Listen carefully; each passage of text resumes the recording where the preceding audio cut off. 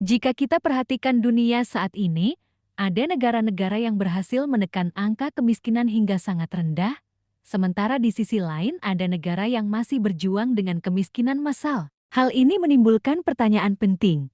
Mengapa ada perbedaan besar antara negara maju dan negara berkembang dalam mengatasi kemiskinan? Salah satu jawabannya terletak pada kualitas institusi dan tata kelola pemerintahan.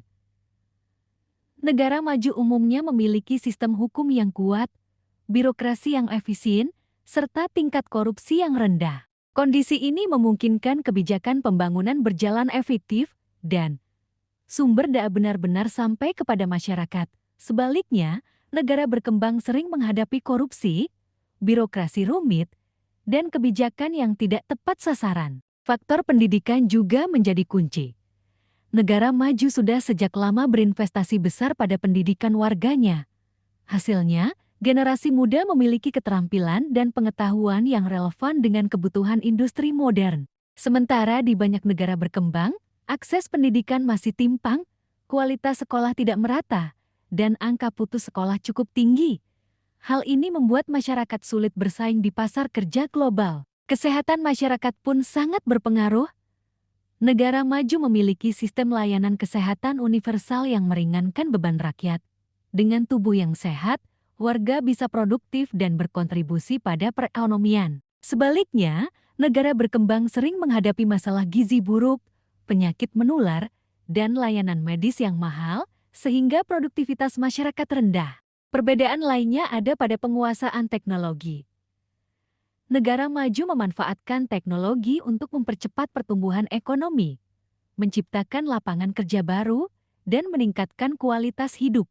Sementara banyak negara berkembang masih tertinggal dalam infrastruktur digital, sehingga kesenjangan teknologi memperlebar jurang kemiskinan. Selain itu, akses terhadap modal dan sistem keuangan juga berbeda jauh. Di negara maju, masyarakat lebih mudah mendapatkan pinjaman untuk pendidikan, usaha, maupun kepemilikan rumah. Di negara berkembang, masyarakat miskin sering tidak memiliki jaminan atau akses ke bank, sehingga sulit keluar dari lingkaran kemiskinan.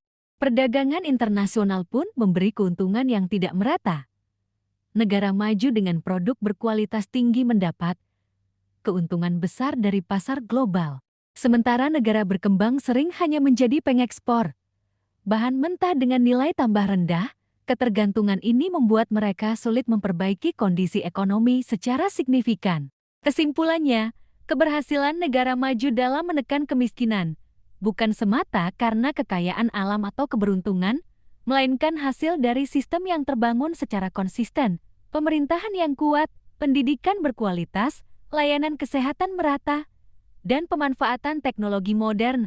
Negara berkembang masih tertinggal karena menghadapi hambatan struktural yang kompleks. Namun, perbedaan ini bukan berarti tidak bisa diubah.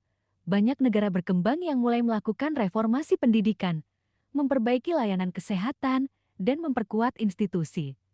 Dengan langkah yang tepat, mereka juga bisa menurunkan angka kemiskinan dan mendekati standar negara maju.